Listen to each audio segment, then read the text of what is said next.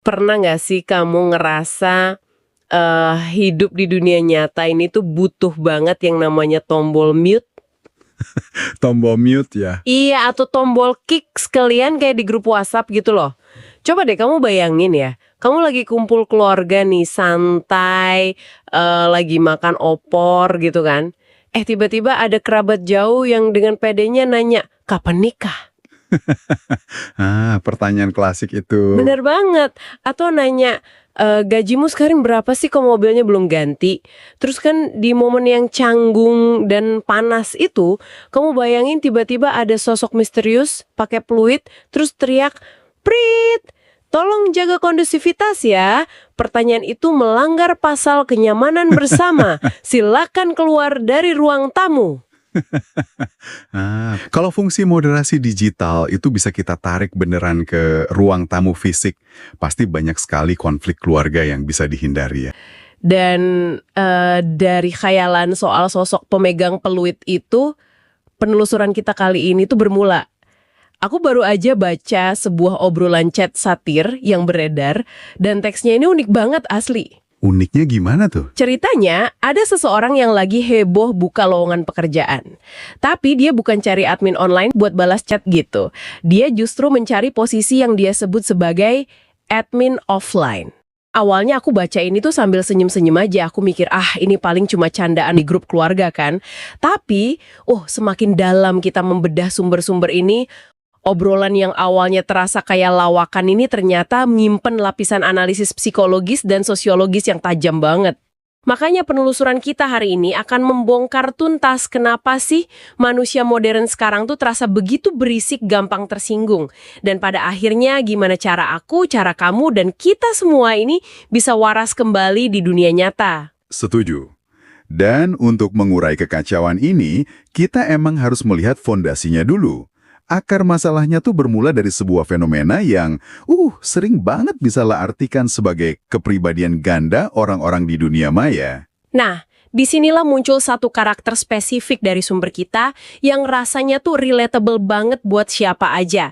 Sebut saja namanya Tejo ya. Oke, mari kita bahas si Tejo ini. Jadi, bayangin Tejo ini teman kantormu. Kalau kamu ngobrol berdua aja sama dia, atau lewat jalur pribadi, lewat Japri, Tejo ini orangnya idealis banget loh. Dia sangat anti sama orang yang suka pamer harta atau pamer jabatan. Tapi ada tapinya nih pasti. Ada dong. Begitu Tejo ini masuk ke panggung grup WhatsApp RT atau grup alumni sekolah, kelakuannya tuh bisa muter 180 derajat. Dia tiba-tiba komen manis banget ke orang yang pamer mobil baru, malah dia ikut-ikutan pamer pencapaian keluarganya juga. Menarik ya perubahannya. Sangat. Dan di cerita itu bukan cuma Tejo, ada karakter lain kayak Bono Boyek, Abdul Kunto, bahkan istri-istri mereka kelakuannya persis sama. Beda di Japri, beda di grup. Pertanyaan mendasarnya nih, apakah panggung digital ini memang mencetak manusia-manusia munafik berjamaah? Nah, pelabelan munafik atau sakit jiwa massal itu kan reaksi yang paling mudah ya buat kita ucapkan. Tapi secara sosiologis yang terjadi itu sebetulnya jauh lebih kompleks dari sekedar munafik. Terus apa dong sebutannya kalau bukan munafik? Manusia di era interaksi digital ini sebenarnya sedang mengaktifkan apa yang disebut sebagai diri yang kontekstual. Berarti maksudnya kepribadian kita itu bisa ganti-ganti kayak baju gitu ya? Tergantung kita lagi nongkrong di mana. Nah, analogi baju itu cukup mendekati sih. Jadi di ruang online, manusia pada dasarnya tidak berubah wujud menjadi entitas yang 100% palsu. Mereka hanya memilih baik secara sadar atau tidak versi diri mana yang paling aman dan menguntungkan untuk ditampilkan dalam konteks tersebut. Oh, jadi nyari aman aja? Betul. Grup WhatsApp itu bukan cerminan utuh dari identitas Tejo, melainkan sebuah panggung sosial dengan aturan mainnya sendiri. Tejo memakai topeng Tejo si anggota grup yang asik dan suportif, karena ya kalau dia membawa idealisme jalur pribadinya ke grup, dia pasti dianggap sebagai pengacau atau baskil. Bakal dimusuhin satu grup ya? Tepat sekali. Itu murni adalah bentuk adaptasi. Tapi tunggu sebentar deh. Kalau kita sepakat bahwa ini cuma soal main peran, aku ada sedikit protes nih. Boleh, silahkan. Logikanya gini, kalau seorang aktor sinetron akting menangis berjam-jam di lokasi syuting, di akhir tahun dia bisa dapat piala penghargaan kan? Nah, kalau kita di grup WhatsApp acting sok peduli, sok asik, padahal aslinya kita sama sekali nggak peduli atau malah muak ngelihatnya. Apa dengan dalih adaptasi sosial ini kita jadi bebas dari dosa munafik? Bukannya acting terus-terusan itu tetap nguras tenaga ya? Kamu baru saja menyentuh inti ironinya. Oh ya? Gimana tuh? Gini, seorang aktor profesional itu sadar penuh bahwa dia sedang berakting. Sutradaranya sadar, penontonnya pun sadar kalau itu fiksi. Begitu sutradara bilang cut, aktor itu ya kembali menjadi dirinya sendiri kan? Lepas topengnya. Benar. Masalah terbesar dalam komunikasi grup chat adalah, banyak orang lupa kalau mereka sedang berada di panggung. Ketika panggung maya itu dianggap sebagai realitas mutlak yang harus terus-menerus dihidupi 24 jam sehari, batas antara adaptasi dan kebohongan diri itu pelan-pelan menjadi kabur. Nggak ada yang bilang cut ya? Sama sekali nggak ada, dan tidak ada piala di kehidupan nyata. Yang didapat justru beban kognitif yang luar biasa berat karena otak kita terus dipaksa mempertahankan topeng tersebut. Pantesan orang gampang capek mental ya zaman sekarang. Tapi kalau panggung ini isinya cuma orang-orang yang pakai topeng dan pada dasarnya cuma acting, kenapa dampaknya bisa sampai berdarah-darah di dunia nyata? Maksudku kenapa perdebatan fiksi di grup WhatsApp bisa bikin orang musuhan beneran sampai mutus tali silaturahmi keluarga? Panggung kan harusnya nggak bikin luka fisik.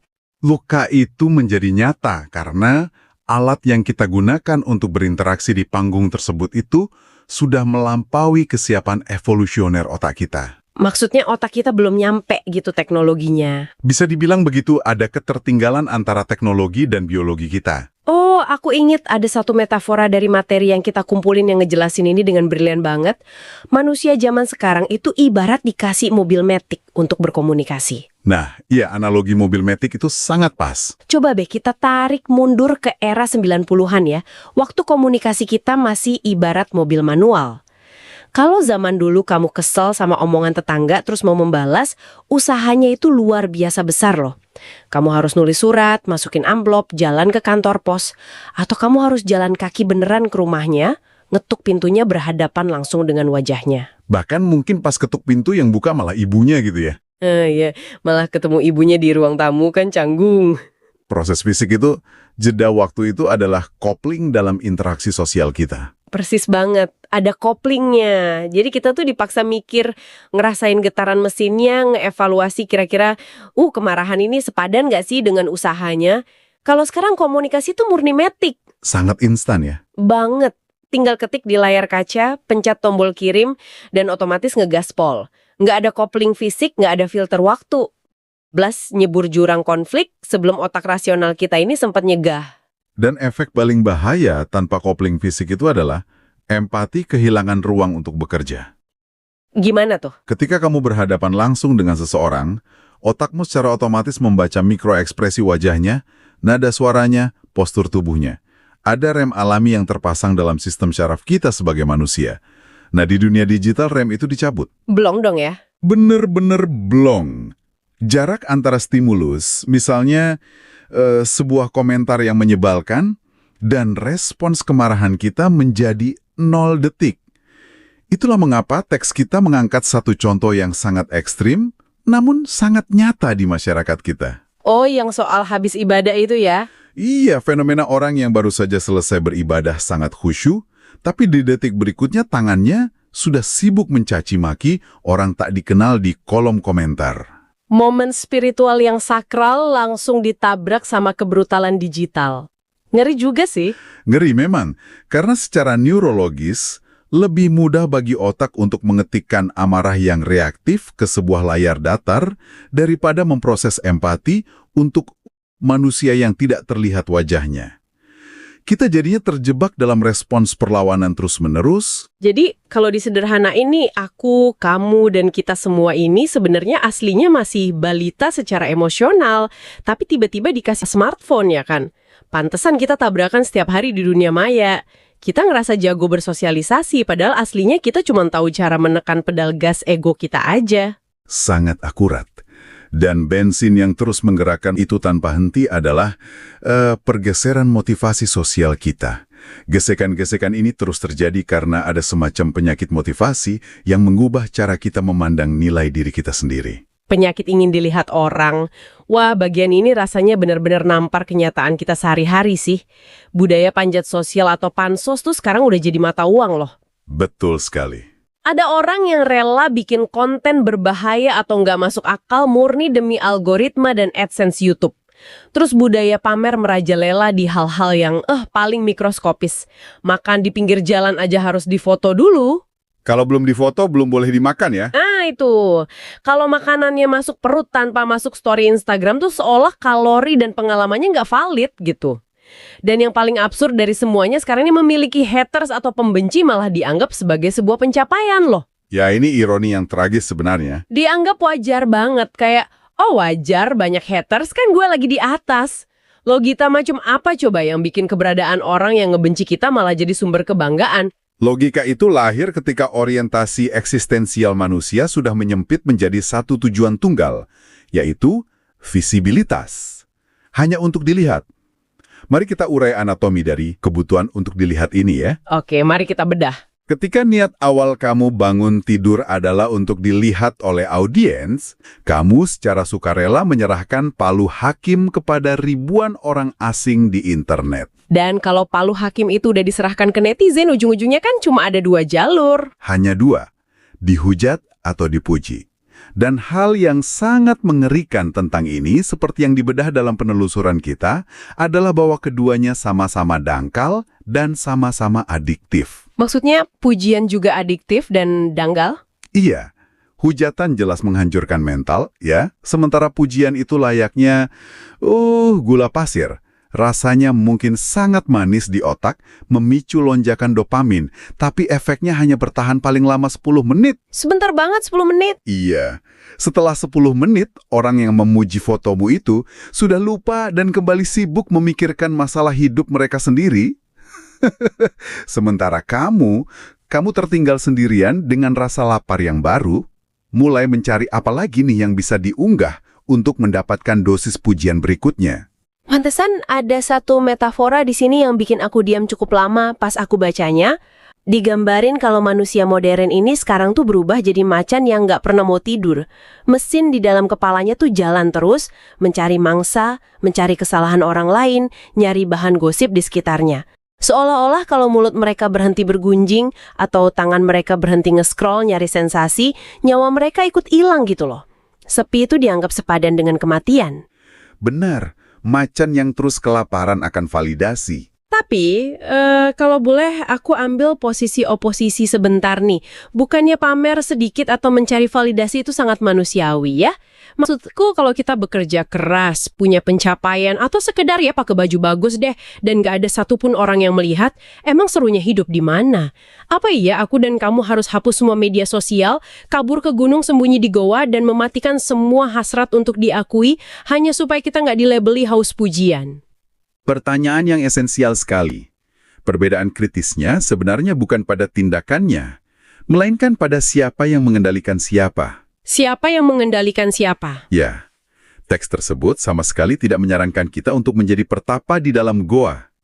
Yang dikritik habis-habisan adalah ketika validasi eksternal bermutasi menjadi satu-satunya sumber oksigen bagi keseruan hidupmu. Menjadi manusiawi memang berarti butuh terkoneksi, butuh diakui. Masalahnya muncul ketika mesin pencari validasi itu, usang macan tadi, tidak pernah bisa dimatikan. Macan itu pada akhirnya akan memakan tuan rumahnya sendiri. Memakan tuan rumahnya sendiri, wah ngeri. Ya, kesenangan yang otentik akhirnya digantikan oleh kecemasan performatif. Contohnya begini saat kamu liburan. Kamu tidak lagi benar-benar merasakan hembusan angin pantai atau rasa kopi yang sedang kamu minum. Otakmu terlalu sibuk mengkalkulasi angle foto mana nih yang akan memicu paling banyak reaksi. Relatable banget ini asli. Kamu jadinya tidak menikmati pengalamannya, kamu hanya mengonsumsi notifikasinya. Itu adalah 2 bentuk kehidupan yang sangat bertolak belakang. Jauh banget bedanya ya ampun. Yang satu mengenyangkan jiwa secara nyata, yang satu tuh cuma ngasih ilusi dopamin murahan ke otak, yang ujung-ujungnya bikin kita makin kehausan. Menyadari betapa melelahkannya siklus tampil, dilihat, dinilai, lalu dihakimi ini, wajar banget kalau akhirnya obrolan kita kembali ke ide awal tadi. Tentang admin offline. Betul, kita benar-benar butuh kehadiran figur admin offline ini. Bukan buat mengatur aplikasi atau nge-ban orang di grup, tapi buat menengahi kekacauan di realitas fisik kita. Setuju. Karena ketika setiap orang di panggung sosial itu sibuk berteriak memakai megafon untuk memperebutkan perhatian panggung, itu pasti akan runtuh karena kelebihan beban. Nah, tapi syarat untuk menjadi figur penyeimbang ini ternyata nggak main-main loh. Ini bukan sekedar orang tua yang, hobi ngasih petuah klasik sambil ngopi. Ada 3 spesifikasi mutlak untuk bisa menjadi admin offline yang sejati menurut teks kita. Mari kita bahas satu persatu spesifikasinya. Oke, yang pertama itu nggak baper. Ini artinya nggak gampang sedihan, nggak gampang parno atau ketakutan, nggak gampang marah, dan yang paling penting, nggak usil mencari tahu aib atau urusan pribadi orang lain. Berat gitu. Banget. Terus yang kedua, nggak reaktif. Ketika ada opini atau kejadian yang menabrak prinsipnya, dia nggak langsung meledak atau ngegas membalas. Ketiga, stabil. Kebijaksanaannya itu konstan ada setiap hari, bukan cuma muncul pas dia lagi habis gajian atau pas moodnya lagi bagus doang. 3 syarat yang terdengar sederhana, tapi praktiknya luar biasa sulit. Nah itu dia. Kalau dipikir-pikir kenapa sih 3 hal ini yang kedengerannya simpel banget ya, sangat susah diaplikasikan oleh manusia modern. Karena menjadi nggak baper dan nggak reaktif di dunia modern ini, pada dasarnya berarti kamu harus melawan program evolusi biologismu sendiri. Melawan evolusi? Gimana caranya tuh?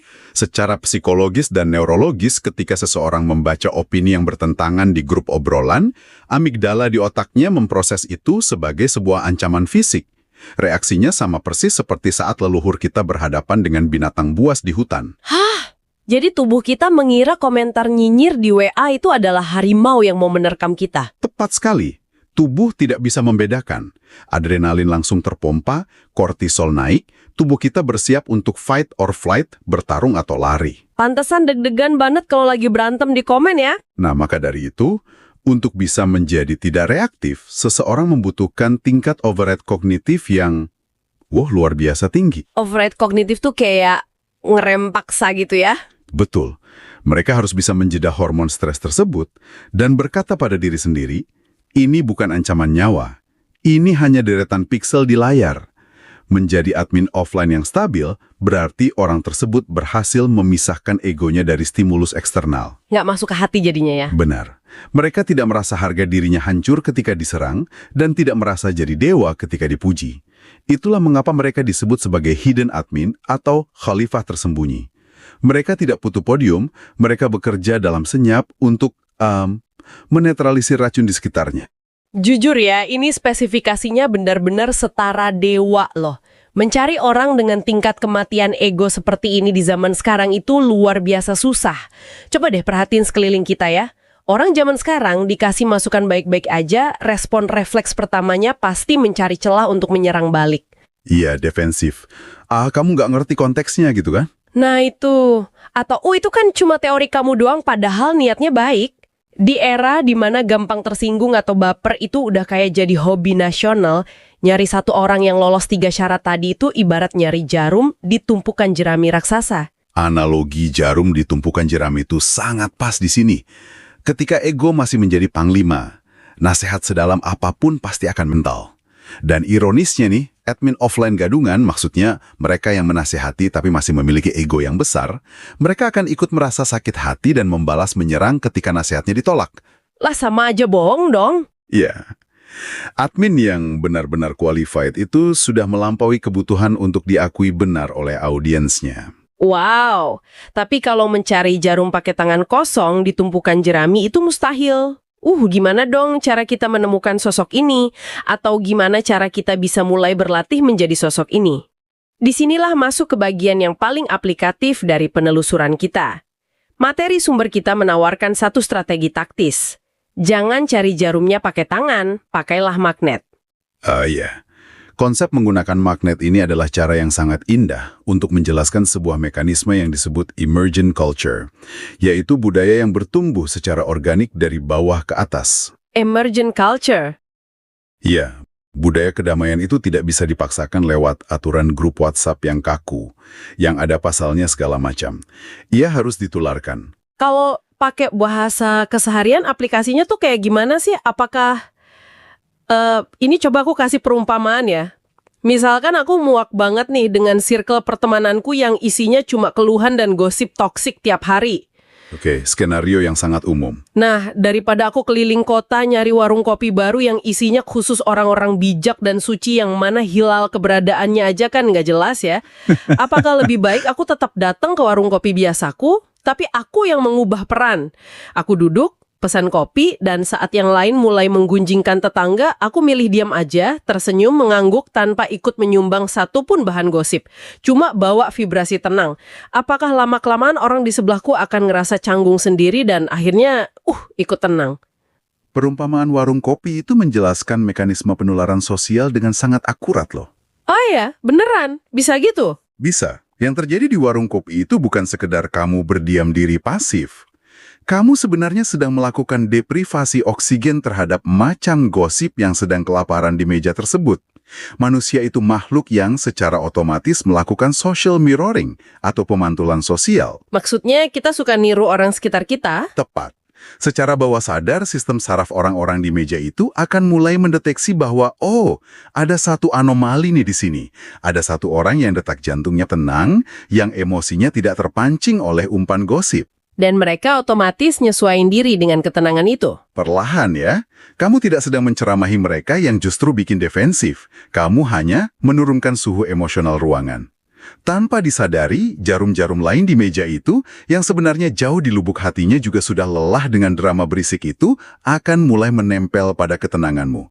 Ketenanganmu menjadi magnetnya. Wow, mind-blowing sih ini. Lalu, jarum yang menempel tadi, dia berubah menjadi magnet baru bagi orang lain di sebelahnya. Inilah yang disebut emergent culture tadi. Jadi ini maksud dari kutipan kuat di teks kita yang bilang, jangan cuma mencari teman yang sefrekuensi, tapi ciptakanlah frekuensi baru yang bebas hambatan. Tepat sekali. Kamu yang menjadi stasiun pemancarnya. Dan yang paling penting banget buat ditekankan di sini adalah jangan pernah mengejar sesuatu yang masif atau viral. Sangat krusial poin itu. Ketika kamu berambisi membuat ketenanganmu itu viral, kamu secara tragis kembali jatuh ke dalam lubang yang sama. Iya benar. Kamu kembali bermain di panggung maya mengejar metrik, mengejar pujian, bahwa wah, lihatlah aku adalah orang yang paling sabar dan bijaksana. Ketenangan yang sejati itu beroperasi secara lokal, eksklusif, dan jauh dari hiruk-pikuk validasi massa. Benar-benar ngebuka mata sih obrolan kita ini. Penelusuran kita ini rasanya kayak, dikasih kacamata baru gitu buat ngelihat betapa melelahkannya cara kita berinteraksi belakangan ini. Inti dari semua kekacauan ini tuh bermuara pada satu ajakan besar. Mari kita naikkan radar kita. Kita diajak untuk kembali menyambungkan kabel kesadaran kita ke frekuensi otentik kehidupan nyata kita. Kehidupan yang nyata bukan yang performatif ya. Iya. Kita nggak perlu lagi loh menyiksa diri nyoba menyamakan dunia online yang isinya tuh penuh editan, akting, dan filter dengan dunia offline tempat kita memijak tanah, makan, nangis, dan bernapas sungguhan. Nggak akan pernah sinkron soalnya. Dan bagi kamu yang terus mendengarkan sampai titik ini, hal terpenting yang bisa dibawa pulang adalah kesadaran akan otonomi absolut yang sebenarnya kamu miliki. Di tengah segala kebisingan ini, kamu punya kendali penuh. Kendali atas diri sendiri pastinya. Betul. Kamu tidak perlu terseret arus amarah ketika melihat komentar jahat. Kamu tidak perlu merasa tertinggal ketika teman-temanmu berlomba memamerkan pencapaian. Ketika grup WhatsApp keluargamu mulai memanas karena perdebatan politik atau urusan harta warisan, kamu punya kemewahan untuk mundur selangkah. Ya, kamu bisa sekedar menonton drama Tejo Kunto dan teman-temannya yang bersaut-sahutan itu tanpa setetes pun hormon stres meracuni tubuhmu, karena kini kamu melihatnya dengan sangat jelas bahwa itu hanyalah sebuah panggung sandiwara, ya kan? Nah, sebagai penutup obrolan kita hari ini, aku mau kamu merenungkan satu hal nih. Kita kembali ke tombol mute yang kita bicarain di detik pertama tadi. Kalau mulai hari ini, detik ini juga, kamu memutuskan untuk menekan tombol mute di dalam kepalamu. Sebuah keputusan besar Dan perlahan kamu bertransformasi menjadi seorang admin offline di keluargamu atau di circle pertemananmu. Kamu mencabut semua kabel yang cari validasi maya, kamu memilih untuk mengamati dalam diam saat yang lain berteriak caper nyari perhatian. Lalu pertanyaannya, Apakah di titik itu kamu akan merasa sangat kesepian karena kamu tertinggal dari dunia yang bising ini? Ataukah justru di dalam keheningan yang kamu ciptakan sendiri itulah kamu baru benar-benar mulai hidup? sebuah pertanyaan yang sangat layak untuk dibawa tidur malam ini. Coba deh kamu temukan jawabannya sendiri. Selamat menciptakan frekuensi baru kamu hari ini dan sampai jumpa.